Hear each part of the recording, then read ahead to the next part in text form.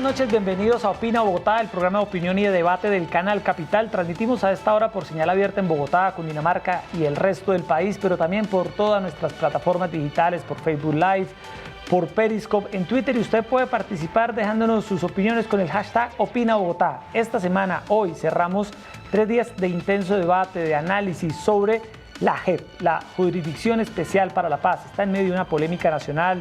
Algunos sectores dicen que eso equivale a impunidad para las FARC, otros señalan que es la única forma de poder cerrar el conflicto armado con la guerrilla, y hemos invitado esta noche al senador Iván Cepeda del Polo Democrático, una persona que ha estudiado el conflicto armado en Colombia, para profundizar, para ver una mirada sobre este tema que está a la orden del día. Senador Cepeda, bienvenido a Canal Capital. Muchas gracias, me complace estar en este espacio y saludo a quienes nos están viendo a esta hora. Bueno, senador Cepeda, empecemos por las críticas que se le han hecho a la JEP.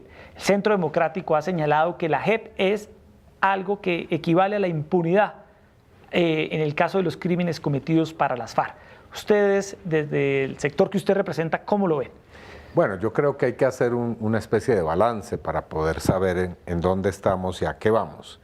En Colombia, los crímenes de lesa humanidad que se han perpetrado son una cantidad realmente muy apreciable de hechos graves. Ha habido toda clase de episodios de violencia.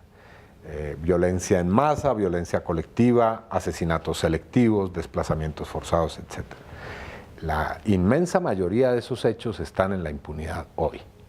Es un hecho reconocido y tendrían que reconocerlo hasta los críticos de la JEP, que en Colombia hay un 98% de crímenes de lesa humanidad, crímenes de guerra, que están en la total impunidad. Entonces, la idea de que venimos de una justicia más o menos ecuánime y perfecta a un estadio de impunidad es una idea falsa. La justicia colombiana tiene gravísimos problemas y no voy aquí a ahondar ahora en los escándalos más recientes de corrupción que involucran no solamente a jueces, digamos, municipales de niveles locales, sino que involucran incluso a presidentes de las altas cortes. Así que, primera conclusión, en Colombia no ha habido justicia. En Colombia ha habido justicia muy focalizada con relación a algunos casos.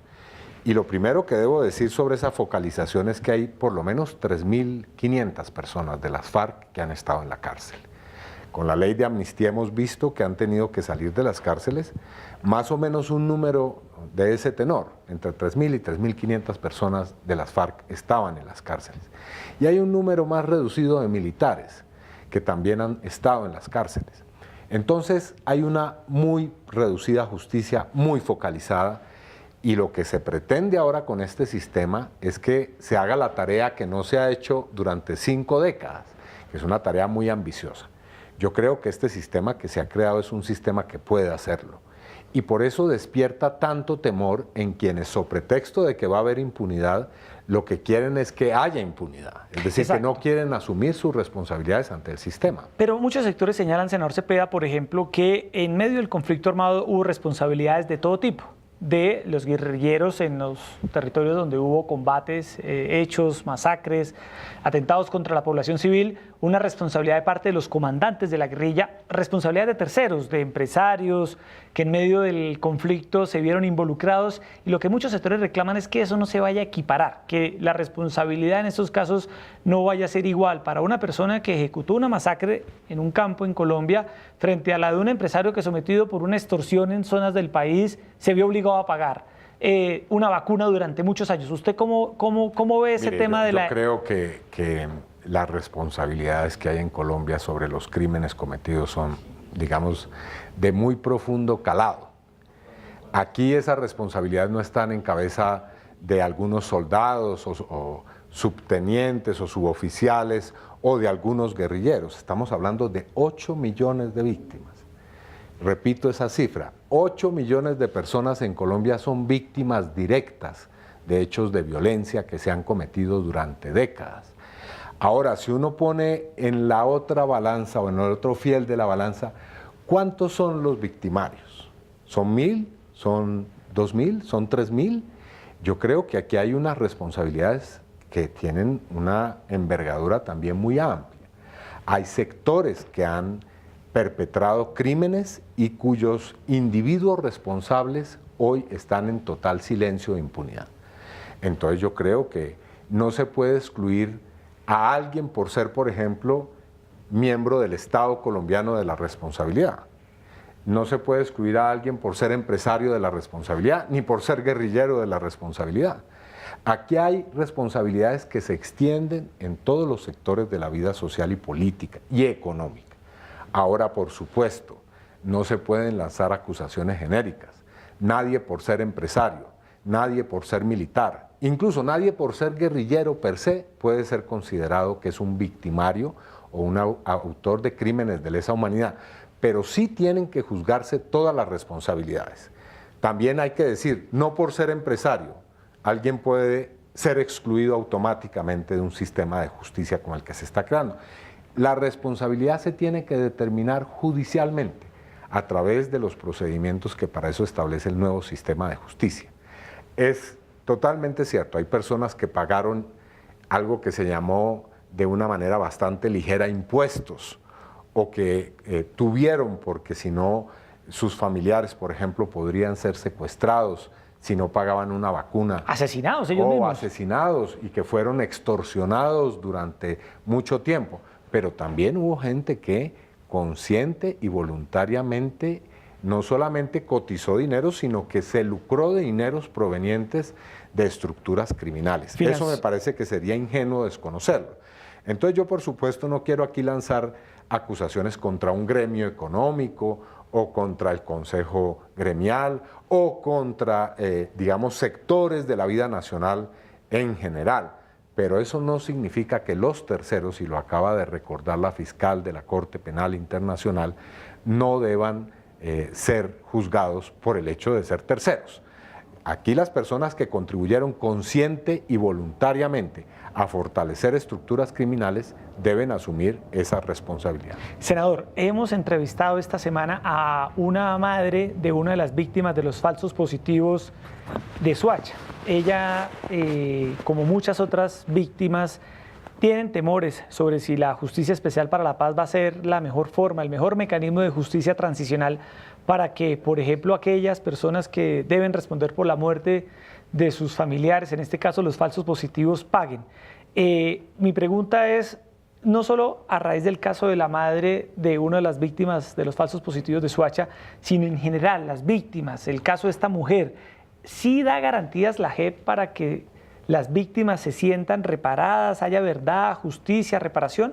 Yo creo que es perfectamente comprensible que esa señora a quien usted menciona, pero también otras víctimas, víctimas de las FARC, víctimas del ELN, víctimas de los sectores económicos. Usted ha sido víctima, senador. Bueno, usted sabe, en condición de víctimas que hay en este país, ¿cómo es ese dolor? Tengan desconfianza y temor de que los hechos por los cuales han sufrido tanto queden en la impunidad y que no sean juzgados. Pero hay que decir lo siguiente, estoy convencido que con este sistema que se está creando, las posibilidades de justicia son inmensamente superiores al sistema de justicia que tenemos hoy. Nadie puede creer que con la justicia que ha venido funcionando en Colombia hay alguna esperanza de que haya justicia en el corto plazo. Y se lo voy a decir ahora desde mi condición de víctima. Yo he tenido que luchar 23 años para que podamos llegar a algún tipo de resultados en el caso de un senador de la República. Por supuesto, personas que tienen menos posibilidad de incluso llegar a una instancia judicial. No digo que tengan la posibilidad de que se investigue, de que pueda haber esclarecimiento, no. Me refiero al hecho simplemente de acceder a una demanda, a tener un abogado, de tener un caso que tiene algún interés para los operadores de justicia puedan tener esa posibilidad. Con esto que se está creando, creo que hay inmensas posibilidades de que haya un mayor esclarecimiento y una mayor sanción de los crímenes de lesa humanidad en Colombia. Senador, en las últimas horas se conoció por parte de la Oficina del Alto Comisionado para la Paz públicamente un pronunciamiento en el que señalan que Simón Trinidad, en su momento uno de los líderes de las FARC, ha solicitado a través de la desmovilizada guerrilla acogerse a la JEP, a la Justicia Especial para la Paz. ¿Usted cree que esto va a prosperar? ¿Cómo interpreta usted, por ejemplo, la solicitud de Simón Trinidad, que en estos momentos está en una cárcel en los Estados Unidos? Bueno, yo creo que es un gesto valioso, porque lo que implica es la voluntad de asumir su responsabilidad, que implica dar a conocer toda la verdad y reparar a las víctimas de los eventuales hechos por los cuales él sea responsable. Y eso está ocurriendo no solamente como personas como Simón Trinidad. Hemos visto en los últimos meses y después de que se ha adoptado la jurisdicción especial a muchos actores de la violencia, miembros de las fuerzas militares, a particulares, pidiendo que la jurisdicción especial pues los tome en consideración para hacer sus investigaciones y dictar sus sanciones. Así que yo creo que esos son buenos signos, son buenas señales para lo que viene en materia de justicia y de esclarecimiento en Colombia. También hay sectores, por ejemplo, de ONGs, Human Rights Watch ha expresado dudas sobre algunos vacíos que abrieran jurisdicción especial para la paz. La propia Corte Penal Internacional ha advertido que deben aclararse ciertas cosas. ¿Para usted hay algo que la JEP debe aclarar mejor? Usted ha respaldado este modelo públicamente, el país lo conoce, pero usted tampoco puede obviar que hay algunos sectores, no necesariamente del uribismo, ni más faltaba, pero que han expresado voces de alerta. ¿Usted, frente a estos reparos, qué dice? No, yo creo que hay que tomar muy en serio todas esas críticas. Y seguramente así lo hará la Corte Constitucional. Fíjese usted, el Congreso va a tomar una decisión, espero yo, en los próximos días, va a adoptar una ley estatutaria aprobando y reglamentando la Jurisdicción Especial para la Paz. Pero debe tener en cuenta las críticas y las consideraciones que hace un organismo tan importante como es la Corte Penal Internacional. Y en últimas, la Corte Constitucional, que es la que va a dar vía libre a esas normas, seguramente tomará en consideración esas críticas. Ahora, dicho eso, también hay que pensar en que no podemos obtener una justicia perfecta, que aquí estamos en un proceso de paz y que habrá que hacer determinado tipo de sacrificios. Yo espero los menos posibles, pero necesitamos poder pasar a otro estadio de la vida política y social en Colombia, y eso exige justicia, pero también exige la posibilidad del perdón y de la reconciliación. Sí. Senador Cepeda, ¿cuántos años lleva usted ya en el Congreso de la República? Este es mi 7º año, sí. 7º año. Y llegar al Congreso pues, es un ejercicio político que demanda toda clase de esfuerzos. Sí, especialmente si uno lo hace de manera honesta. Hacer política no es fácil en Colombia. Si uno lo hace sin dinero, sin tener grandes medios de comunicación a su servicio, así es. Convenciendo a la gente, buscando el apoyo de manera voluntaria, sí es un ejercicio casi heroico. Claro, no, se lo pregunto en su condición de congresista, porque también se han expresado algunas inquietudes sobre si los guerrilleros de las FARC, los líderes de las FARC, pueden llegar a ocupar cargos de representación popular sin someterse primero a la JEP, a la Jurisdicción Especial para la Paz. Sectores que han apoyado el proceso de paz han dicho primero deben pasar por la JEP y no se oponen a la paz, no se oponen a este modelo ni a este acuerdo, pero han advertido que lo lógico es que ellos primero paguen por lo que hicieron. ¿Usted qué postura tiene al respecto? Bueno, yo diría lo siguiente sobre ese particular. En primer lugar, no hay un proceso de paz ni en la historia de Colombia ni en la historia del mundo en la cual quienes dejan las armas no aspiren y hayan logrado llegar a hacer política como parte de ese proceso de finalización de un conflicto armado. Así que es indispensable, es ineludible, si uno quiere que haya paz, que a cambio de la dejación de armas haya una participación política. Ese es un momento que no se puede soslayar, si no, no habría proceso de paz. Y se lo digo no como una especie de raciocinio teórico, sino porque yo estuve participando y estuve observando las deliberaciones sobre este punto en La Habana. En eso no puede haber duda. No hay posibilidad de que se haya firmado el acuerdo, no había posibilidad de que se firmara el acuerdo sin que se pudiera garantizar esa participación. Pero en segundo lugar, las personas que van a entrar en el Congreso por parte de la guerrilla de las FARC, bueno, hoy partido político, la FARC, la Fuerza Alternativa Revolucionaria del Común, no pueden participar en el proceso político sin al mismo tiempo participar y tener que responder ante la jurisdicción. ¿Usted ve que eso se puede hacer de forma simultánea? Yo creo que no hay con otra las llamadas penas alternativas. Yo creo que no hay otra posibilidad porque la participación política en este caso se da a puertas de un proceso electoral. Esa es una situación ineludible. Algunas personas dicen que las FARC se sometan a las elecciones o participen, pero en las próximas elecciones, no en las del 2018. ¿Usted ha escuchado creo que, eso? Digamos, en esto siempre hay gente que tiene ideas muy interesantes, muy perfectas, digamos, óptimas, pero que no están conectadas con la realidad. Si las FARC no participa en estas elecciones o si no participan sus líderes, sencillamente no podría haber acuerdo de paz y no podría haber, digamos, un proceso que se desarrolle. Ahora, aquí hay que decir algo que es muy importante, porque la idea de que estas personas no se van a someter a la jurisdicción especial participando en política es una idea falsa. Hay un requisito claro para poder participar en las elecciones que vienen en el 2018 y es que estas personas hayan firmado un acta de compromiso de someterse a la jurisdicción. O sea que no hay ninguna posibilidad de que quien esté participando en política eluda sus responsabilidades. Y si las personas que están haciendo esas críticas han leído el acuerdo de paz, si las personas que comparecen ante la Jurisdicción Especial para la Paz no cumplen con sus compromisos de verdad y de reparación ante las víctimas y no son sancionadas debidamente por esos crímenes, pueden perder fácilmente, o mejor, van a perder con toda certeza pues la posibilidad de participar en esos órganos de elección popular. Eso es evidente. Así, y, senador, como también es evidente para los actores distintos a lo que fueron las guerrillas. Claro, porque esta jurisdicción cualquier persona que haya sido haya participado en esos hechos de violencia del conflicto. Así es, porque la JEP cobija no solo a los guerrilleros de las FARC, sino también a civiles que hayan participado del conflicto de alguna manera. Pero le quería preguntar un poco sobre usted cómo interpreta este resultado. Se conoció en las últimas horas también un informe de la Universidad de los Andes, del Observatorio de Democracia, del llamado Barómetro de las Américas, unas encuestas muy sólidas que hicieron en el país donde casi 7 de cada 10 colombianos dice no estar de acuerdo con que a las FARC se le den garantías para participar en política. Es una encuesta hecha de forma...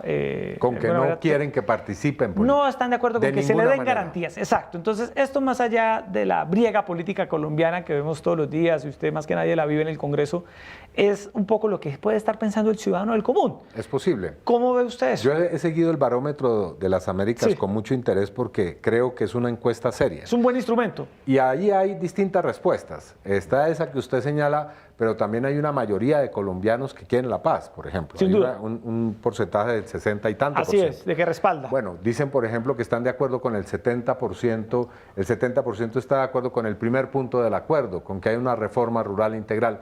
Bueno, por supuesto, aquí hay dolores y sufrimientos que se han acumulado después de 50 años de un conflicto armado. Y seguramente habrá gente que diga, yo no quiero que los agentes del Estado o que determinados agentes con nombre propio participen de la política, porque hay heridas abiertas. Ahora, el problema es que ese es el esfuerzo que tenemos que hacer para conquistar la paz. Hay que intentar, en medio de esas dificultades, en medio de esos dolores y sufrimientos, encontrar el camino. Y no es fácil, por supuesto. No es fácil, senador. Lo invito hasta ahora a que miremos nuestro monitor. La gente participa en redes sociales con el hashtag Opina Bogotá. Aquí en este espacio de Canal Capital participan todas las voces, todas las opiniones. Carlos Sánchez Rosso dice, no estoy de acuerdo con la JEP, solo beneficia a los victimarios. Ahí está una opinión de nuestro televidente. Ricardo Bonilla fue secretario de Hacienda del exalcalde Gustavo Petro. Dice, si todo defensor de derechos humanos es de izquierda, entonces todo violador de derechos humanos es de derecha, en medio de esta polarización que hay en Colombia entre unos y otros. Ahí está la reflexión del exsecretario Bonilla. María Linares, en temas de narcotraficantes y proceso de paz se evidencia que no todos los cultivos son producidos por las FARC. La JEP destapa eso.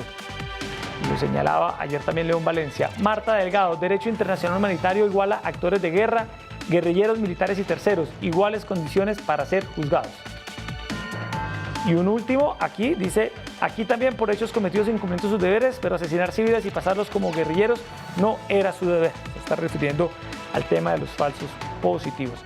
Senador Cepeda, usted participó en los diálogos de La Habana, conoce muy bien lo que pueden estar pensando las FARC en estos momentos, usted está en el Congreso. ¿Qué teme usted que pueda llegar a ocurrir con todo lo que estamos viendo en el Congreso, en la opinión pública? No, yo creo que aquí no hay que pecar de un falso y e ingenuo optimismo.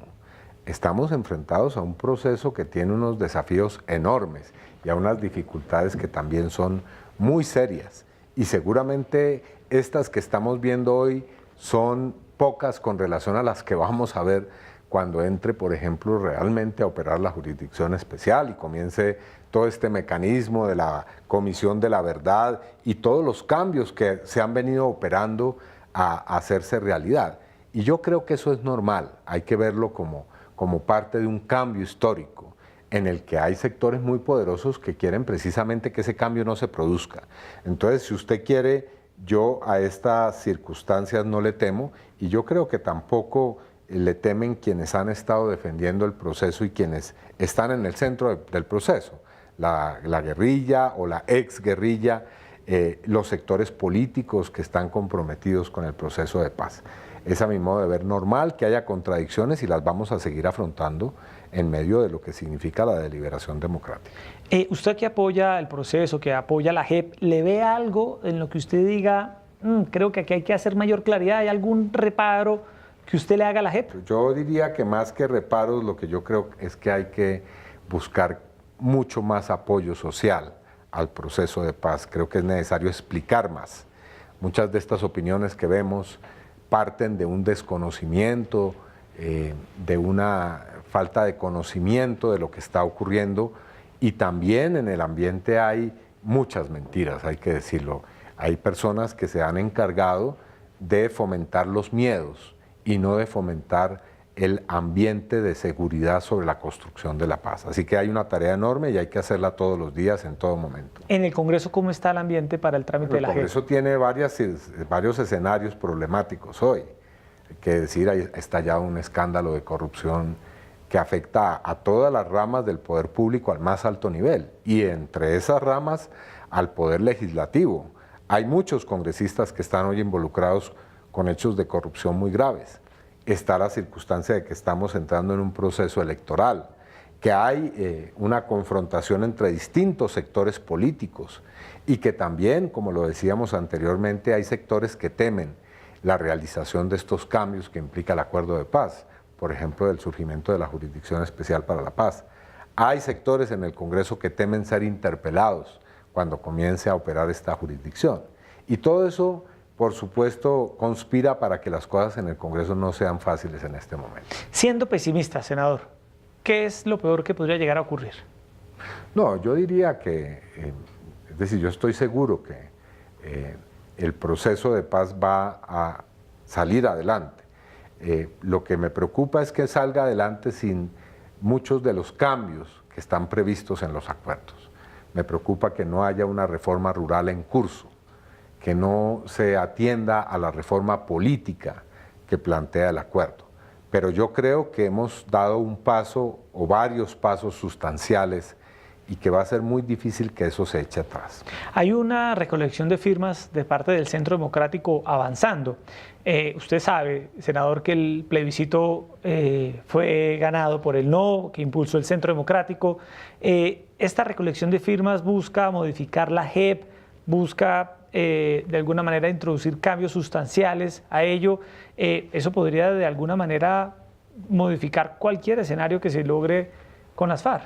Yo creo que los escenarios y las prácticas democráticas hay que respetarlas y hay que desarrollarlas. Bueno, veremos si estas personas logran recoger las firmas y veremos si se logra llegar a un escenario de cambios fundamentales en el acuerdo. Pero yo quiero señalar un aspecto que es importante. Al firmar los acuerdos de paz por parte del Estado de Colombia, el gobierno ha comprometido la responsabilidad internacional del Estado colombiano. ¿Eso qué significa en términos, digamos así, llanos y coloquiales? Pues que Colombia ha adquirido una responsabilidad como Estado de llevar a la práctica esos acuerdos. Y esa responsabilidad es ante el Consejo de Seguridad de las Naciones Unidas, por ejemplo, es ante la Corte Penal Internacional, es ante los órganos de derechos humanos que hay en el plano y en el contexto internacional. Y esa es una responsabilidad que tiene consecuencias, que puede tener consecuencias en el futuro. Así que yo llamaría la atención de que no basta con X o Y procedimiento para cambiar algo que tiene ya una connotación muy importante que es una responsabilidad internacional. Sí, la situación de los militares, senador, ¿hay algún sector de las fuerzas militares que se opone a la JEP? Hay otro, sobre todo el alto mando, hoy en día que lo respalda. En el caso de los militares, ¿cómo ve usted la situación para ellos? No, yo creo que la gran mayoría de las fuerzas militares y de la fuerza pública en Colombia respalda el proceso de paz y respalda la Jurisdicción Especial para la Paz. Y creo que hay conciencia de lo que implica ese proceso que se ha comenzado y que hay ya más de 1000 personas de las fuerzas militares y de policía que han voluntariamente firmado actas para entrar en esa jurisdicción, que tiene por supuesto unas responsabilidades, pero también otorga unos beneficios. Ahora, la cuestión es que aquí regularmente se tiende a echar todo el peso encima de quienes fueron los protagonistas del conflicto armado. Se culpabiliza a las guerrillas, por supuesto, se culpabiliza a las fuerzas militares, pero hay sectores civiles que estuvieron muy involucrados en la confrontación y que pretenden descargar todo el peso de la responsabilidad sobre quienes estuvieron en las hostilidades y en la beligerancia. No, aquí hay que asumir una responsabilidad mucho más global. Así que yo a las fuerzas militares las respeto, espero que sigan respaldando el proceso de paz, pero también invito a que no se descargue sobre ellas exclusivamente el peso de la responsabilidad. Pero hablando de eso, el Consejo Gremial emitió esta semana un comunicado donde advierte que se oponen, que no puede haber una sustitución de la justicia ordinaria, hay prevención frente a algunos de los magistrados que forman parte de la JEP, y el empresariado colombiano se está sintiendo... Bueno, yo diría que no el empresariado, yo diría que hay sectores, por supuesto, pero aquí hay que decir dos cosas. La primera es que esta no es una justicia para llevar a una especie de cadalso de manera indiscriminada a cualquier empresario, no. Aquí hay una justicia que se ha creado para juzgar las responsabilidades en los casos de crímenes de lesa humanidad y de crímenes de guerra. Y a mi modo de ver, esa responsabilidad debe ser asumida, no debe ser eludida. Esa idea de que no se puede cambiar la justicia ordinaria, yo la pregunta que haría de manera muy respetuosa es ¿cuál justicia?